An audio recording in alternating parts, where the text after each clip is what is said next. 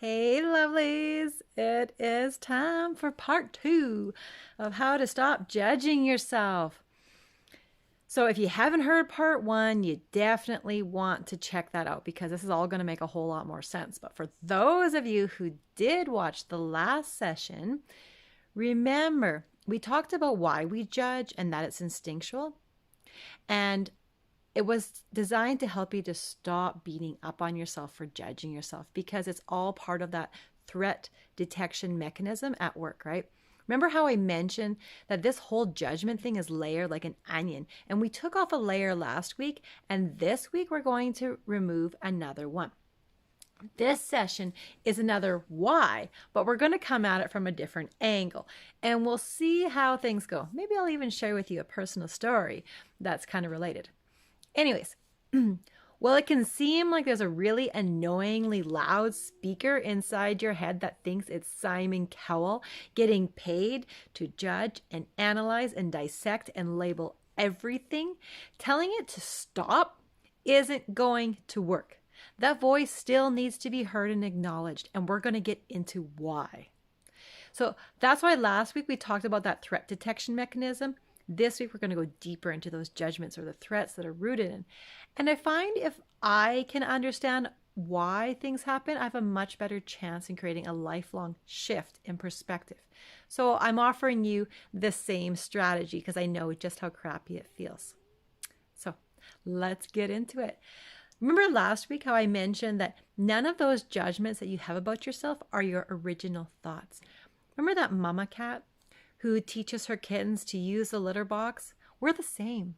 Our parents and society taught us their version of what's right and wrong, or in other words, what's safe and not safe. Now remember, that's a really important point to keep in mind as we go through, because we have adopted these interpretations, these perspectives, these judgments. And you know what that also means? If we adopt someone else's perspectives, we have to abandon our own if it's in conflict. In other words, we were young. We didn't have the capacity to objectively analyze why our parents were doing or saying whatever they were doing or saying. Rather, we accepted it as a more powerful truth than our own. After all, they're our first gods, right? So we assumed that since we relied on them to feed us and clothe us and keep us warm, they must know better than us what's safe and not safe, even when that went against what we believed about ourselves, even when it conflicted with our knowing about how perfect and whole and complete and wonderful, lovable beings that we are. Do you know what that means? It means that even though we had no ability to understand that sometimes what they were talking about was their unresolved pain, and sometimes their fear was from their childhood, and sometimes their actions were not kind towards us, but we couldn't understand why, so we had to create assumptions. We had to connect these dots. Otherwise, there's like a misfire in our developing minds, and the dots need to be connected, even if it's inaccurate or not true about us. The brain doesn't like gaps. So it makes things up to fill those gaps, which means it can come up with some pretty inaccurate gap fillers. So our interpretations generally lead to demeaning or condescending perspectives of ourselves when we're connecting the dots about what somebody else is saying or doing that's in conflict with what we believe as children. Let me give you an example of how that worked with my little daughter, which does not make any logical sense to my adult brain. But not much makes logical sense when you're dealing with a highly influential, developing little mind, right? Okay, so after 10 years of being in a pretty unhealthy, emotionally and mentally ick kind of relationship, I finally got up the guts to call it quits. Now, we had 2 daughters together. And from what they shared with me, I didn't really think that either one of them would miss him because he was pretty MIA. He would, even when he was home, he'd be out smoking in the garage or finding other things to do rather than spending time with the family for hours on end. So when we finally split up and he moved out, I was surprised to hear that my youngest daughter began to talk about killing herself and wanting to die at the age of 5. Yeah. So that's pretty crazy. And it scared me, right? So I was really, really surprised when this began to happen. And I was scared. I'm her mom, and I am pretty protective about that kind of stuff. No kid should even know about that, but there was definitely something there. And I knew as her mama, I had to get to the root cause to help her find relief. And thankfully, I was in the middle of becoming a certified Psych instructor. And in one of the sessions on surrogate healing, which is when you're taking on the energy of others to heal a memory or a pattern for them, what happened was our trainer had instructed us to find a partner to practice on. She said that, she would also need somebody in surrogate to work on, and asked if anybody had any troubling things going on in their families. So I told her about my sweet daughter, who is usually the comedian and the joy in the room, but had recently become very depressed and was expressing wishes to die at such a young age. So she took on my daughter's energy, and instantly she started sobbing. I was in the middle of helping my partner with their surrogate energy work, so I tried really hard not to be distracted, but my heart was breaking. Once we finished our practice session, she shared with me the deep sadness and heaviness my daughter was feeling, and she said it was rooted in a feeling of abandonment from her father leaving. I was blown away because I was the one who told him that he had to move out. So in my mind, I thought she would see me as the bad guy, but no. Her pain came from her perception of her father abandoning her. I was thankful that in that surrogate experience, she was able to release those deep-seated feelings for herself. Her sobs, which turned into yawns, which is another self-soothing stress mechanism.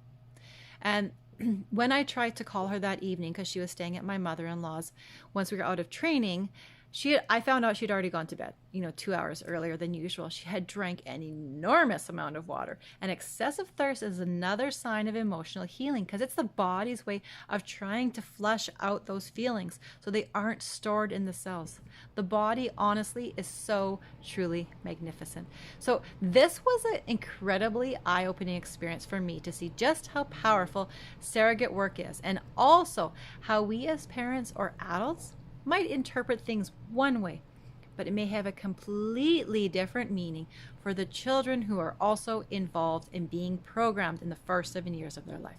And obviously, neither her dad nor I had any intention of her feeling abandoned in any way. I was doing what I felt was going to be the best for us, so we had the freedom to grow and evolve past our current patterns. We are literally meaning-making machines, which means that when something doesn't make sense in what our parents or caregivers or authority figures do, our sweet little minds begin to believe that there's something wrong with us, because we can't fathom that there is something wrong with these gods of our lives that are so much bigger and louder and faster and smarter than us. We're literally in theta hypnosis state until the age of 7. So we're incredibly easy to program. And then guess what happens? As adults, we keep reliving the first 7 years of our lives on repeat. All those unresolved issues just keep on occurring. Yikes, hey? So that's why no matter what you do to distract yourself, what addictions to social media scrolling, Netflix binge watching, shopping, drinking, smoking, or what pills that you take, those feelings of not good enough, of not deserving, not worthy, not smart enough, whatever it is for you, it keeps popping up relentlessly. Here's the magic though, and it honestly is magical. This is the universe's way of trying to get your attention by causing you so much frustration and annoyance over the incessantness of it. Isn't that ingenious? I call them holding patterns, and it's like flying in circles, waiting to land, but you can't because you haven't got permission to yet. And even though your arms are tired and you're running out of gas, can anybody relate? Oh my goodness, I get you. I've been there. There's a way out. So to create a landing strip, what you want to do is start to look below the surface. And when you connect the dots, you start asking yourself, when was the first memory of this? It is always linked back to childhood. What experience did you interpret as something is wrong with with you. It doesn't matter if it makes sense now as an adult or not. It made sense then, and that is what was programmed. And that is still the programming that is running. So logical or not, it's valid. You see, my daughter would have gone her whole life thinking she's not good enough to keep people from abandoning her if we hadn't caught it early on. But unfortunately, we don't have all have those people doing surrogate energy healing work for us, right? In our childhood. So these interpretations, they get created and they continue to live out that holding pattern regardless of what job we get into. We find ourselves dealing with similar bosses, or in relationships we keep dating the same kind of person, or in our finances we keep butting up against the same experience. So when you see this repeating pattern in any area of your life, know this. Number one, it's an unresolved issue from your childhood. Number two, the universe is trying to get your attention so you can finally resolve it. And number three, the landing strip is created when you can begin to connect the dots and you can see when this interpretation was first invented in your world in childhood.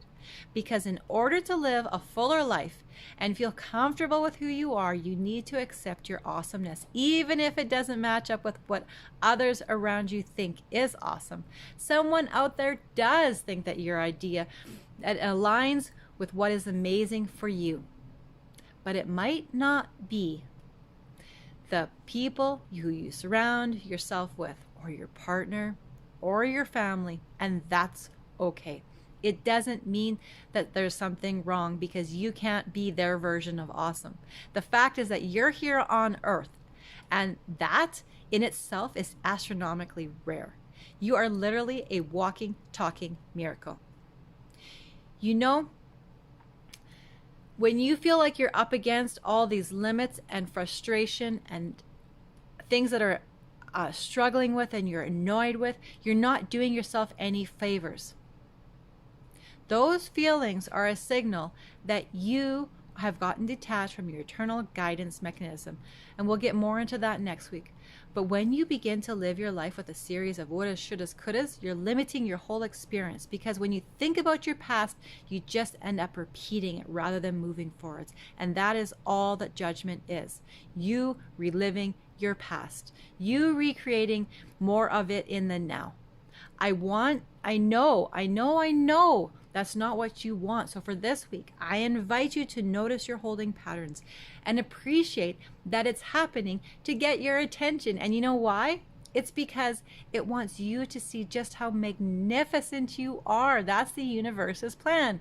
And when you're not seeing it and you're stuck in all that mucky, judgy, inaccurate thoughts about yourself, these are just like clouds, and you are the sunshine.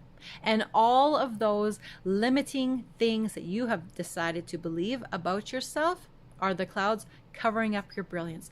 But you are here, and you're hearing this message because it's time for you to shine. And that little bit of hope that you're feeling right now is your inner child getting excited because you're finally reconnecting to the truth of who you are. So exciting. So I invite you to ask yourself, number one, how would it feel to feel accepted? And number two, what can I do to accept myself more? So like I said, you can do this work alone. You absolutely can. I believe in you. Just by seeing the patterns, being thankful for it, being brought to your attention so you can finally resolve it and stop reliving it.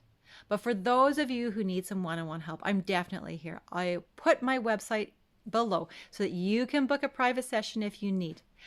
But if anybody has any questions, man, I would love for you to put those into the comments. And I just want you to know that next week, you don't want to miss part 3, which would be another layer, another tool that's going to help you to stop judging because it keeps on creating momentum as we go through these layers. I want you to remember just how magnificent you are. So much love, and remember, you really are the magnificent creator of your own life.